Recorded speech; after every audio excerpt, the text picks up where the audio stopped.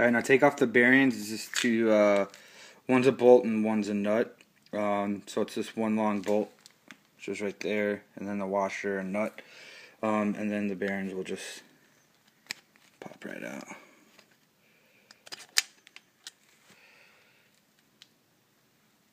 So there's the top bearing piece.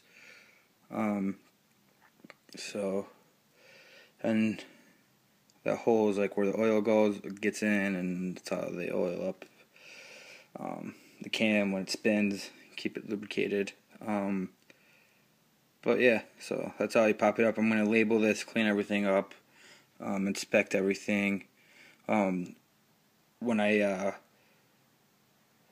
I want to make sure all the bearings are good if I have to replace or not. So yeah, so I'm just going to get the other three out, label these, put these away in baggies, and move from there. Alright, as you can see, I got all of the top cam chain bearings out. They're all out. See, over here I bagged them. You can see the top bearing, the bolt, and the washer, and the nut, and bearing for cylinder number 4. So I labeled each one so I know where they go when I put it back, if I reuse them. I also took off the cam tensioner right there. It's just three bolts, one on top, 2 on the bottom. And now the you see the chain is loose now. So now I just have to loosen up these bolts so I can pull the sprocket out. And then once I get the sprocket out, then I should be able to start working and getting the cam out of there. So I'm going to start working on that now. Alright, as you can see, I got the 2 bolts out of the sprocket. They're right there. And I already popped the sprocket off. So see, it's now free. So now what I have to do is I'm going to have to try to get the chain off the sprocket. So that's what I'm going to do right now. Alright, you can see the chains off the sprocket.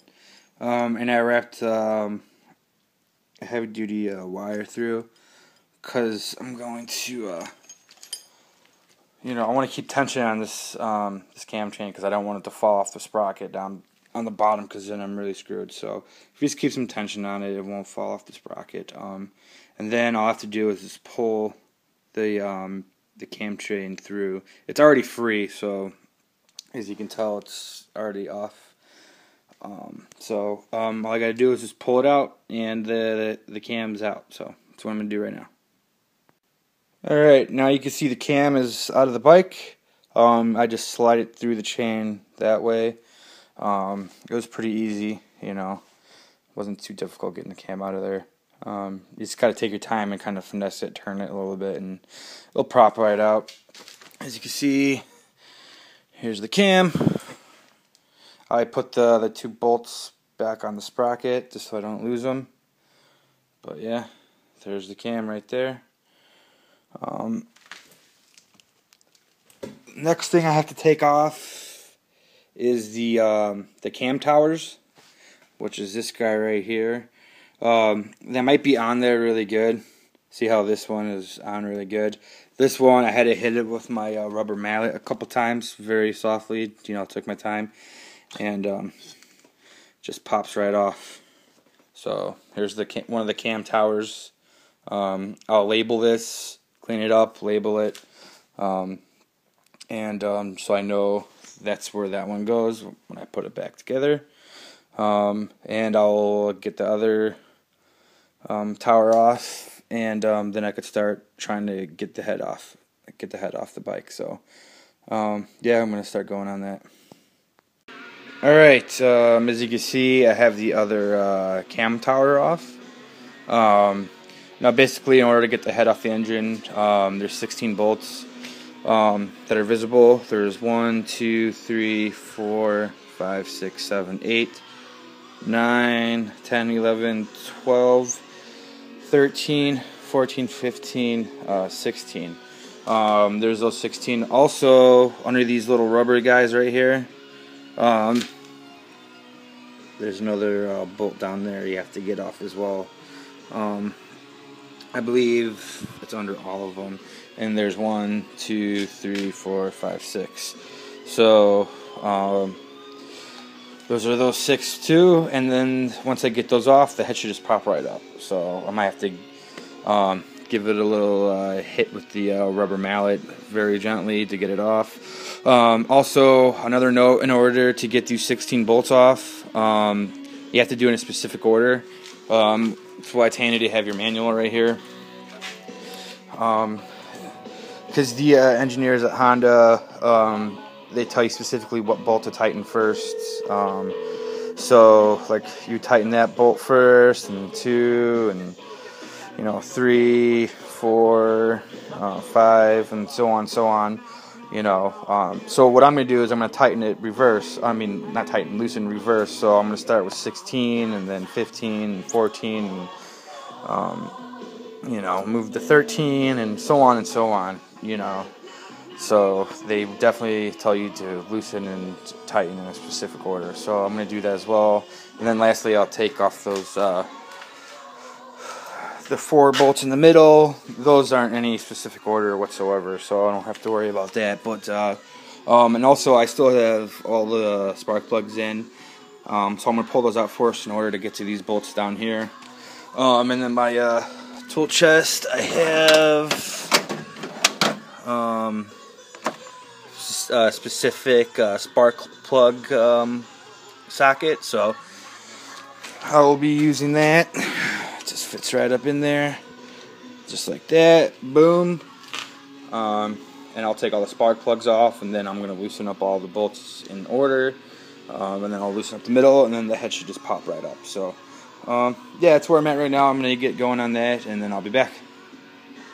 Alright, as you can see, I got all 4 spark plugs off. They're right there. I also got all the little rubber caps that go on. Like I said, there's only 4 bolts. It's 1 on each outer end and the 2 in the middle. Yeah, so I got all that. Spark plugs don't look too bad. They look pretty good, especially this one. They all look pretty decent. But I'm still going to replace them anyways. They're only like a couple bucks a piece, so I'm not too worried about that. Yeah, so now I can start loosening up all the bolts and pull the head off. So I'm going to get going on that right now. Alright guys, I'm getting the last, the 4 bolts that are underneath the caps. It's a 10mm socket.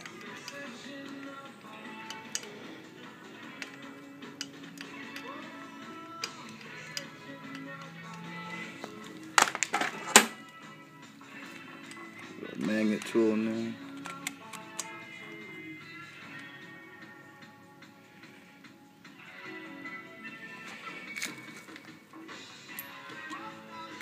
Alright, there's all the 4 bolts that are in the center under the little rubber pucks.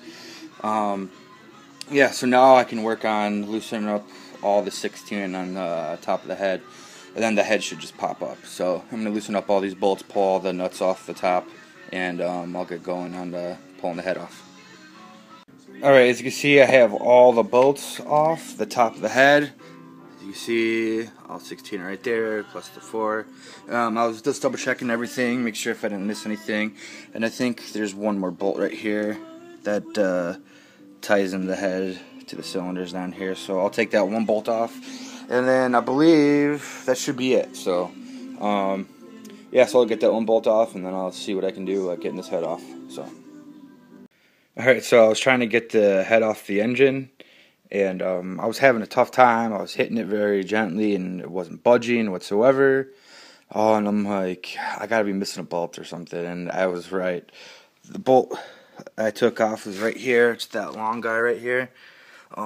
It's in the front of the engine, and the reason why I didn't see it is because the cam chain was hiding it. So yeah, so good note.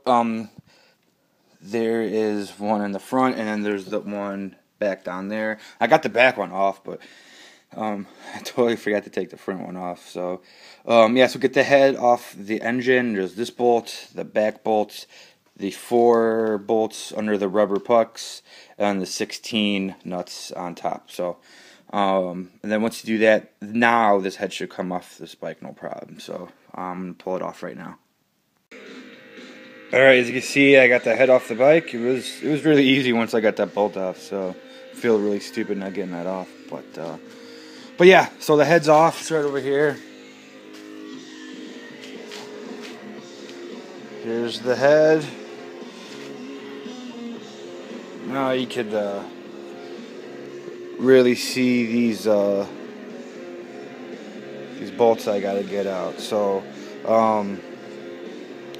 yeah, so good note is they're off. So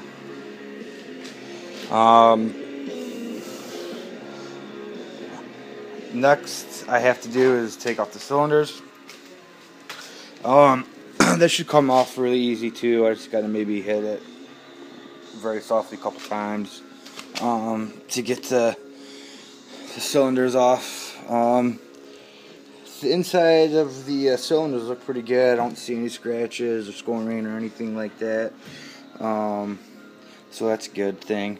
I don't know if I'm going to replace the pistons. You know, I'm going to take a look, make sure there's no cracks or any gouges, or just make sure they're good. I'll probably definitely change the rings on the pistons though. So I'll do that definitely. But yeah, I'm basically going to get the cylinders off, and I'll be back. Alright, as you can see, I got the cylinder off the bike. It was really easy getting it off. There she is right there. She only got hooked, like, it was hard to pull it off in this one corner. She's getting hung up somehow, but I just tapped it a couple times with the rubber mat really gently, and it popped up free. It was really easy pulling it up.